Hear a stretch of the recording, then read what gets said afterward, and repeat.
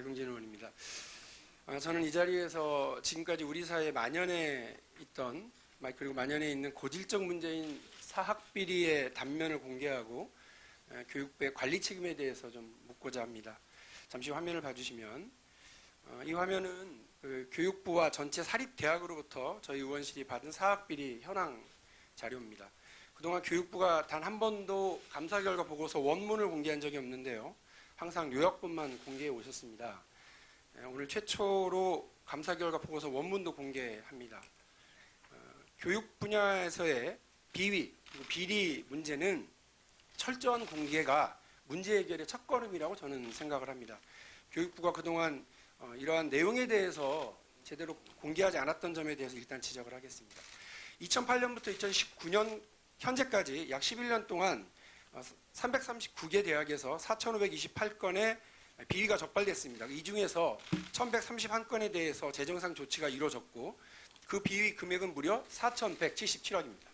교육부 종합감사를 통해 1,558억 원, 회계감사를 통해서 1,676억 원이 적발됐습니다. 단 한 번도 감사를 받지 않은 대학이 현재 110개 대학에 이르는 상황인데도 그동안 적발된 건만 이렇게 많습니다. 제가 지금 말씀드리고 있는 비위 금액은 교육부 감사를 통해서 재정상 조치를 취한 것만 취합한 거고요. 행정상 조치, 인사상 조치, 그리고 교육부 감사 이외의 감사원 감사와 같은 건은 제외가 된 것입니다. 그래서 그 비위 금액이 더 커질 수 있다는 점을 지적을 합니다. 저는 이러한 비위 사실이 일부 대학의 일탈 혹은 개인의 비위로 치부하기에는 너무나 심각하다 이렇게 생각을 합니다. 기억하시겠습니다만 작년 이 자리에서 제가 사립유치원 비리 관련해서 공개를 한 적이 있습니다. 당시 사립유치원 비리 액수가 5년간 382억 원이었습니다. 이 어마어마한 비리 규모에 국민들께서 분노를 하셨습니다. 그런데 사립대학은 사립유치원보다 무려 5배 이상의 비위 규모가 더 큽니다. 특히 사립유치원은 매년 국민혈세가 2조 정도가 들어가는데요.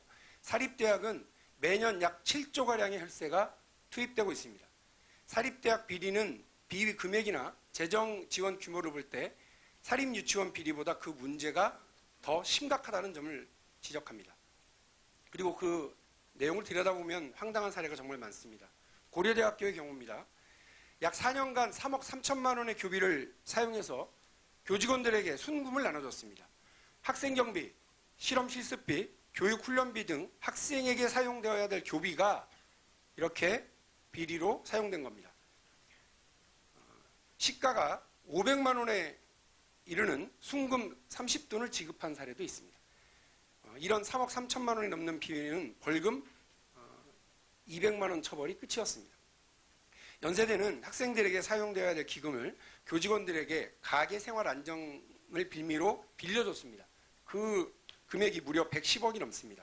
또 교직원 월급, 교수 연구비를 기금으로 이미 사용하다 적발되기도 했습니다. 교육부 특정감사에서 적발됐는데 그냥 경고만 받고 넘어갔습니다. 이들 대학은 작년까지 단 한 차례도 교육부 종합감사를 받지 않았습니다. 교육부 감사는 오랫동안 없었고요. 또 감사에 적발돼도 벌금 내면 끝이고 솜방망이 처벌로 그쳐왔습니다. 사실상 우리 교육부가 그동안 사립대학의 비리를 계속 키워왔었다고 하는 점을 우리 국민들이 지적하고 계십니다. 제가 여당 의원이지만 교육부의 사학비리를 대하는 태도에 대해서 비판하지 않을 수 없고 또 유은혜 교육부가 이전과는 다른 태도, 계획을 가지고 있을 것이라고 저는 믿고 있습니다.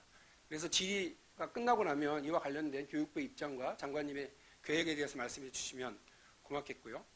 하나를 더 질의하겠습니다. 교육부가 당국대를 통해서 최성해 총장의 학사학위 취득 여부를 확인을 해줬습니다. 학적 상태가 재적이 맞죠? 네, 그렇습니다. 예. 언론 보도 따르면 교육부의 한 관계자가 이렇게 확인을 해줍니다. 지금까지 교육부로 보낸 임원 취임 승인 요청 서류에도 허위 학력을 기재한 것이 사실로 드러나면 임원 승인 취소 사유에 해당한다. 장관님도 같은 생각이십니까? 예, 저희가 그것도 법률적인 검토를 하고 있습니다. 그 서류만 가지고 그런 사유가 되는지에 또 법률적 이견들이 있어서 그것은 종합적으로 좀 판단하고 있습니다. 상황을 제가 말씀드리겠습니다. PPT 띄워주시고요. 이게 2016년 8월 서류입니다.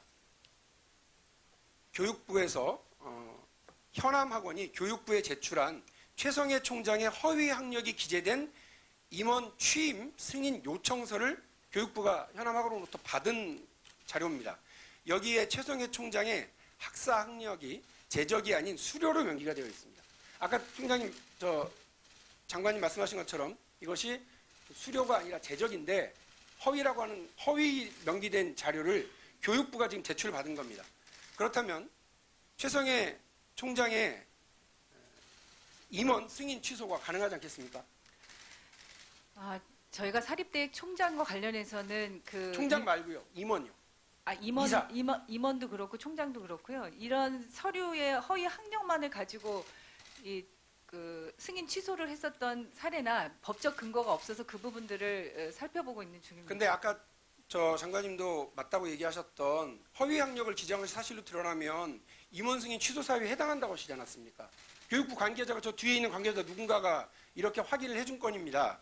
허위 자료로 교육부로부터 임원 승인을 받은 거고요. 그러면 교육부는 최성해 이사에 대한 임원 취소를 해야 된다고 저는 생각을 합니다. 또 허위 학력 기재는 형법상 업무방해로 처벌되는 겁니다. 이는 그래서 이 허위 학력 기재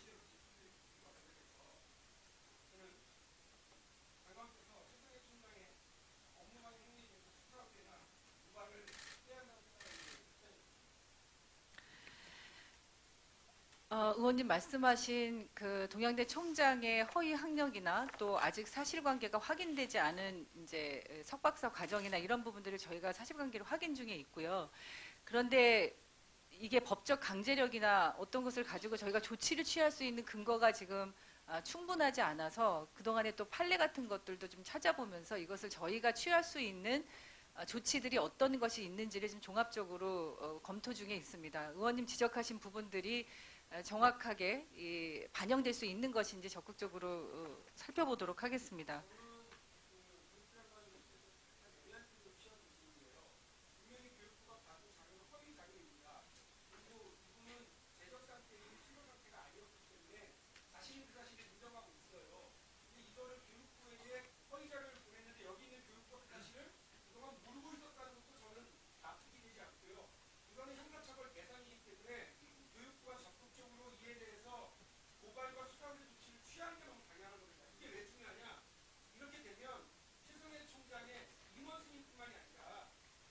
지위에 대한 박탈까지도 갈 수 있는 사안인데 교육부가 이 부분에 대해서 제대로 대응을 안 해요. 왜? 그동안 교육부가 다른 사립대학으로부터 받은 이런 허위 임원의 승인 요청서에 이력서를 받고요. 관련 증빙서류는 받지 않았습니다. 따라서 박 의원님 마무리해 주시죠. 제대로 확인을 안 했다고 하는 거예요. 저는 전수조사 하셔야 된다고 보고 전수조사 결과도 이 의원들에게 제출하셔야 된다고 봅니다. 그와 관련된 장관님 입장하고 아까 말씀드렸던 사학비리와 관련된 동양대와 관련해서는 저희가 뭐 여러 가지 사안들을 지금 종합적으로 사실관계 확인부터 저희가 취할 수 있는 조치까지를 검토하고 취할 수 있는 조치들에 대해서는 의원님 지적처럼 할 수 있는지를 저희가 확인하고 또 보고를 드리도록 하고요.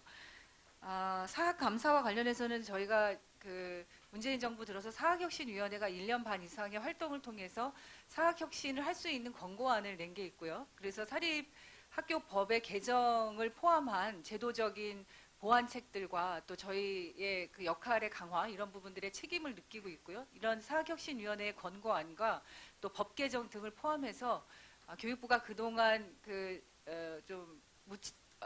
충분하지 못했다고 하는 그런 역할에 대해서 성찰하면서 사학 혁신이 이루어질 수 있도록 최선의 노력을 다하고자 합니다. 수고들 하셨습니다.